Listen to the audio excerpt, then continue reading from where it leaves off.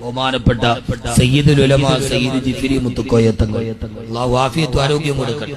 ഹംദാനിൽ ഒരു ദിവസം വന്നു. എന്റെ കുട്ടികൾക്ക് ദർസ് എടുത്തു കൊടുത്തു 1 മണിക്കൂർ. അതെന്തൊരു ദർസാണ്, പാണ്ഡിത്യത്തിന്റെ ഒരു പ്രവാഹം.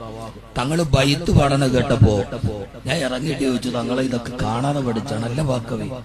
1 മണിക്കൂർ ക്ലാസ് എടുത്തപ്പോ അതിന്റെ ഇടയിൽ മിക്കവാറും ഒരു 10-30 ഷായിർ പോയി.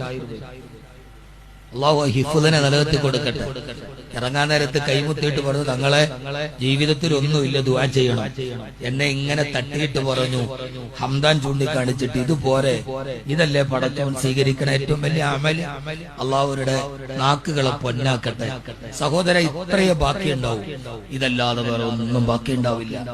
ഈ മദ്രസകൾ നാളെ മരിച്ചു കഴിഞ്ഞാൽ ഇവരൊക്കെ ദുആ ചെയ്യും, പടച്ചവനെ അഹമ്മദ് കബീറിന്റെ നാക്ക് ഇതിന്റെ പുറകിലുണ്ട്, അള്ളാഹു സ്വീകരിക്കട്ടെ.